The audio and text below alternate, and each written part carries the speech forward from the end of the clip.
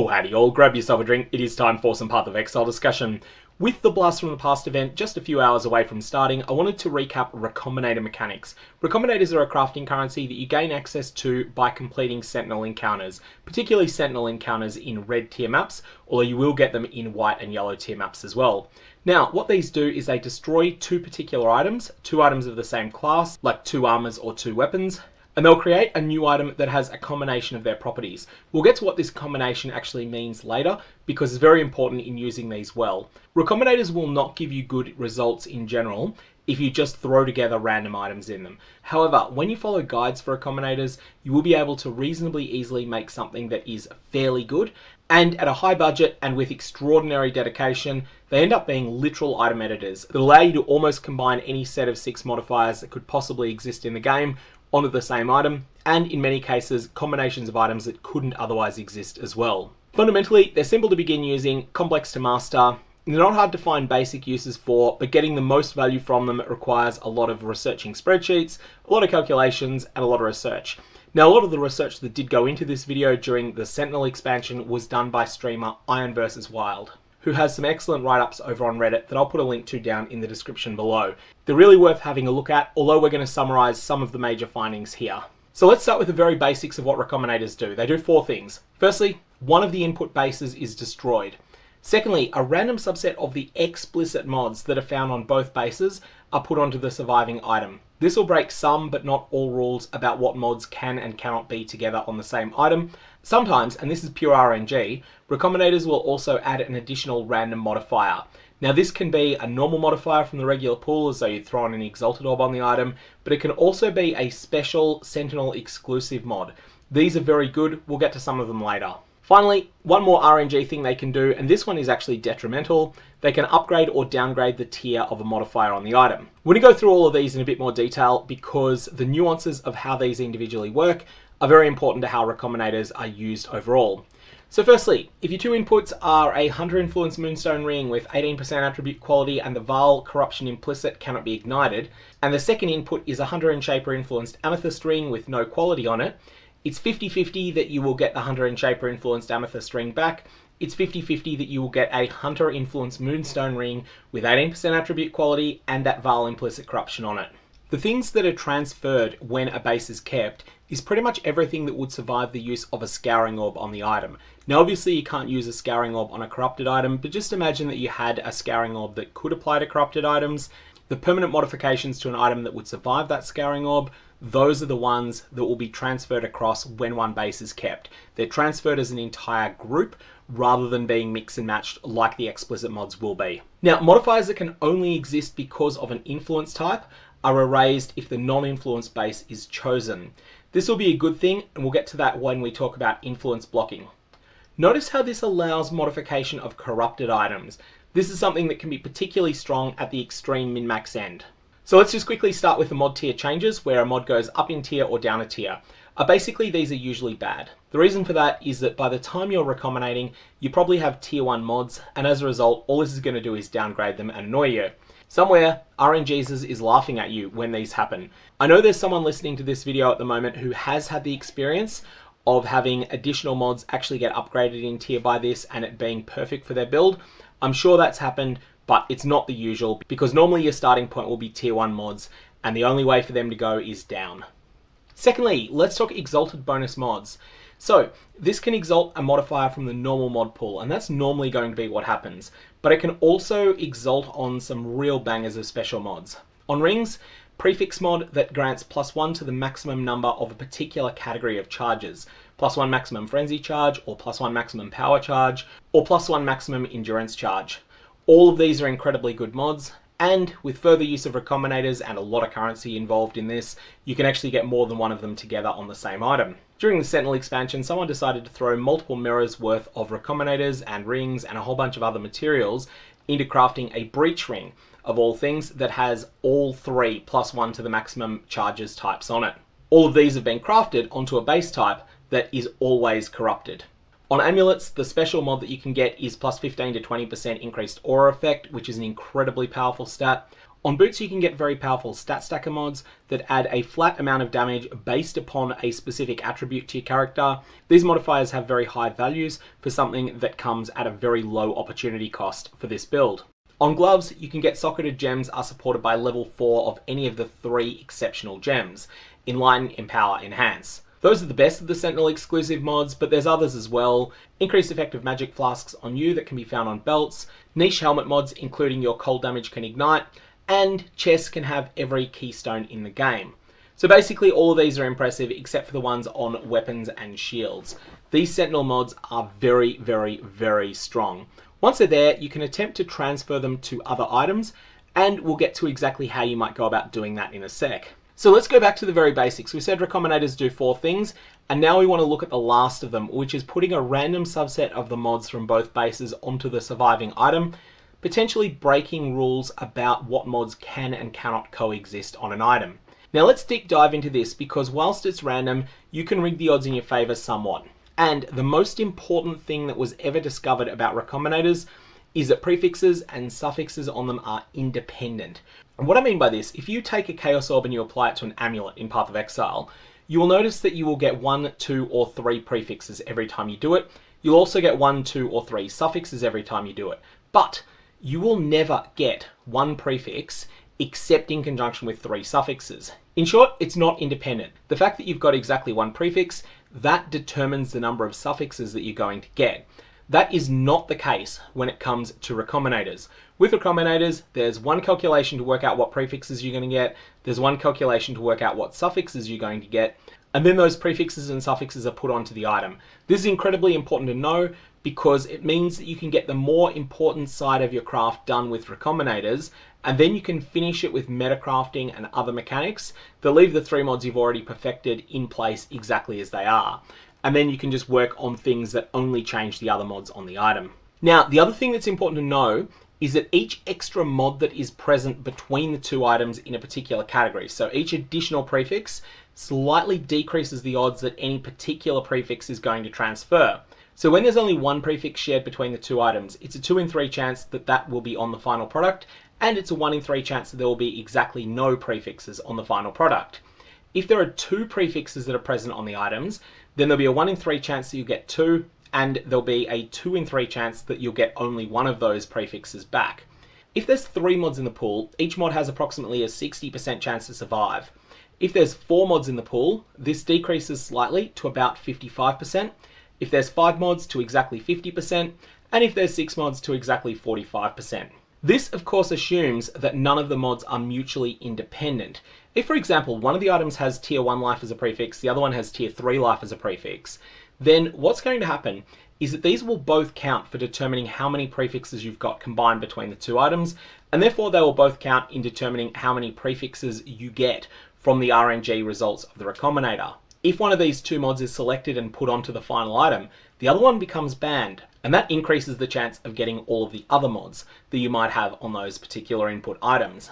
And this is incredibly important if, for example, you were to benchcraft life onto 2 items that don't have it, or benchcraft the same mod onto 2 items that don't have it.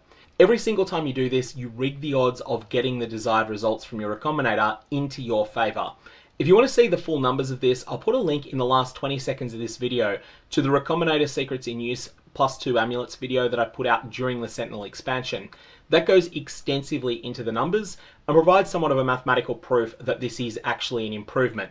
Alternately, if you prefer not to go through all of the maths, then you can just take my word for it. And generally, the magnitude of this effect is about 9% more multiplier to your chances of succeeding there. Players who are familiar with all of the tips that Iron vs. Wild put out during the Sentinel expansion will generally refer to this process as mod doubling. The next tactic that's important is what's termed AB+AC crafting. So let's say you want to get 3 specific prefixes, not just 2 onto an item. What you want to do is firstly make 2 items. Now, most people would intuitively think, all right, I want one item that has 2 of the prefixes on it, so let's say A and B, and then I want a second item that just has C on it, and then I want to recombinate my AB with my C. Actually, the best way to do this is slightly different. Work out whichever of the prefixes you want on the final product is the most common. Let's call that one A. And you want to create one item that has A and B on it using Recombinators, one item that has A and C on it, and then you want to recombinate those 2 together. As an example, in the bottom right corner of the screen during the last 15 or so seconds, I'll put a link to a video that I did during 3.18 that showed how to make a +1 to the level of all spell skill gems, +1 to the level of all physical skill gems, and tier 1 spell damage wand. Now, this was something that was optimized for a particular incarnation of seismic trap builds that were popular back in 3.18. I wouldn't recommend this on a modern seismic trap builds. Those builds are going to want something slightly different now, but it is something that you can use as is for a number of builds and also with slight modification for a number of others. As an example of what this AB+AC crafting might look like in practice, let's say you wanted to craft a physical attack wand that has the mods Flaring, which is tier 1 flat damage to attacks, Dictators, hybrid percentage physical damage and accuracy, and Merciless, which is tier 1 percentage physical damage. You want to source a whole bunch of Flaring wands from alteration spamming, and this is going to be your item A. Your item B is going to be Dictators wands. These are going to be sourced either from the Spoiled Prince Divination card set or from Orbs of Alteration. Then your item C is going to be Merciless wands that you source from alteration spamming. You're then going to take a Flaring wand and a Dictators wand, and you're going to try to make a Flaring and Dictators wand using a weapon recombinator. You're also going to take a Flaring and a Merciless wand, and you're going to try and make those together with recombinators. Some of these attempts will take you a few tries. And then once you've got a Flaring and Dictators wand and you've got a Flaring and Merciless wand, and the reason we're doubling up on Flaring is because it is the easiest of these items to source, then you're going to merge those together to try to craft the Flaring plus Dictators plus Merciless wand. The next tip that we need to talk about is influence blocking. Now, this is something that is much more at the top end of crafting using recombinators. This is a high-end strategy. This is going to involve throwing a lot of Elder Slayer Exalts at an item. You may also need Krakic Chimerals, aka Imprint Beasts. You may also need a number of other things. But let's say you've got two items. One of them is a synthesized ring that has +1 to maximum power charges as an implicit modifier on it. So that's one of your synthesis mods. This is a very expensive item, very valuable, very precious. And then you also have a ring that has the Sentinel-Exclusive +1 to maximum power charges explicit modifier. Now your goal here is simple, it's to get the Sentinel-Exclusive mod onto the synthesized base. This is an RNG craft and you could throw away more than one of the synthesized rings trying to do this. So this is a very, very, very top end craft. Now, the maths has been done on this, and the best way to do this is to firstly scour the synthesized ring. You want it to have 0 prefixes on it. Then, with your Sentinel-Exclusive ring, you're going to want to have that be the only prefix on your ring. Once you achieve this, there's a number of ways you can do this. Probably the easiest is actually going to involve using a beast split. Once you've done that, your next step is going to be to use a Krakic Chimeral to imprint this ring. Then it's going to be to regal it and to annul it down so that it is back to 1 prefix again. If you fail the annul, then you need to reverse the imprint, but that's not the end of the world. At this point, you should have a 1 prefix rare item. Now, at this point, you want to apply multi-mod to this item and fill up the suffixes with rubbish.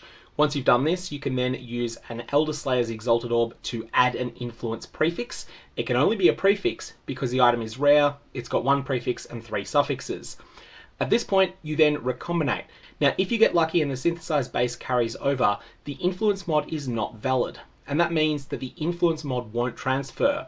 But one mod is guaranteed to be picked here. And what that means is that mod is going to be the 1 prefix that you really wanted. You will thus end up with a Sentinel-Exclusive prefix on top of your synthesized ring. It's very important to clarify though that this is only true if the 50-50 coin flip picks the synthesized item. If it picks the influenced item instead, then you're hosed. You might lose everything. You've definitely lost the synthesized item, but you might also lose the Sentinel mod as well. Now, one thing that's very important to note for this event is that there's no point taking this to the Lake of Kalandra. That's because the Lake of Kalandra cannot mirror an item that is synthesized. But this is still a very powerful mechanic, and there's a lot of other things you can do it with. You can use influence blocking in conjunction with synthesized boots, and a whole bunch of other things. In short, Elder Slayer Exalted Orbs can do a lot with this mechanic. One final thing that's something that needed to be worked out with a lot of trial and error. Recombinators ignore a considerable number of restrictions on modifiers that are allowed to roll together. They do not ignore mod groups, but they do ignore a number of other things, and this makes them one of the most complicated crafting mechanics to learn all the nuances of. Some examples of things that are disallowed. Fractured modifiers cannot be transferred onto bases that have influence. At least this is true for the Shaper, Elder, and the 4 Elder Slayer influence types. I don't think it's true for the Searing Exarch and Eater of World influences. Influence mods cannot be transferred onto bases without influence. That's the whole basis of influence blocking. and multiple mods of the same mod group. Now, mod groups are something that's complicated to explain in detail, but basically think of this as anything the game considers to be very similar to Tier 1 life and Tier 3 life. You know how once you roll one of those mods on an item, the other one is banned, can't be exalted on or anything like that? That's the principle of mod groups, but sometimes some things you might not think of are actually in the same mod group. Classic example of mods that are in the same mod group but that don't necessarily look like it is physical damage taken as cold and physical damage taken as lightning mods that are both found in the chest slot but that come from different Elder Slayer influences. If you want an extensive list of what mod groups are for various items, I'll put a link down in the description below to POEDB, but that site can be quite difficult to navigate at times. That said, it is the resource that I use to check these myself. Things that are allowed though that can't otherwise generate in the game. Multiple incursion mods. Incursion mods can generate on Shaper or Elder influenced items. Veiled item configurations you can't otherwise get. For example, you can get member specific veiled mods on the same items that have incursion mods, or on the same items that have other sorts of mods that can only generate through unusual ways. Additionally, you can get some but not all combinations of conversion mods that you might be able to dream up on gloves.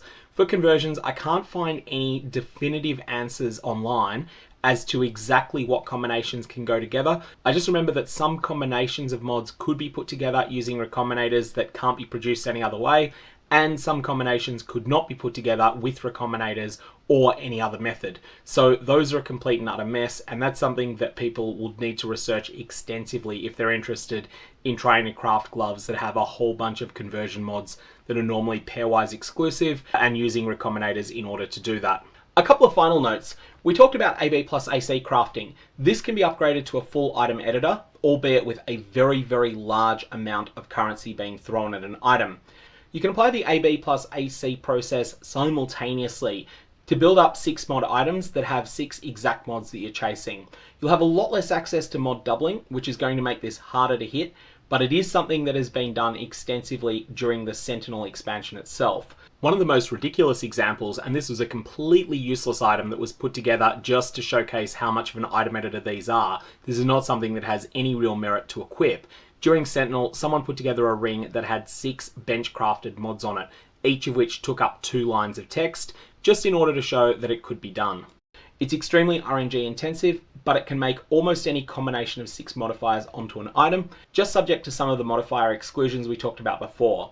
And this can even be done on corrupt bases. There are brick Stranglegasps that exist in Standard that have tremendous combinations of mods on them that would not be able to be put together through any other means. You could make a chess piece that began its life as a Spore Guard, that had an anointment put on it, and then was bricked into a rare through the use of a Varlorb, and then was built up using recombinators. There's a lot of things that can be done that end up being pretty silly in terms of the power level that you can get out of them. If you've seen a Reddit post that has a 5x fractured base, or that has breach rings that has +1 to all 3 charges, this is how they were all made, through using AB+AC crafting on both prefixes and suffixes at once. Finally, I want to finish with something new that can be done in Blast from the Past that did not exist in the Sentinel expansion. In the Sentinel expansion, there was no access to the Trial Master. In particular, it was impossible to get your hands on the Glimpse of Chaos unique helmet. With the Glimpse of Chaos unique helmet, this is a helmet that always drops corrupted, but that can have Varlorbs applied to it even when it is corrupted. Additionally, it has very, very strong Val implicits that are considerably better than what you can normally get. What you can do, at least in theory, and I don't think many people will get this done during this league, you could farm yourself a Glimpse of Chaos that has a particularly perfect Val implicit for your build.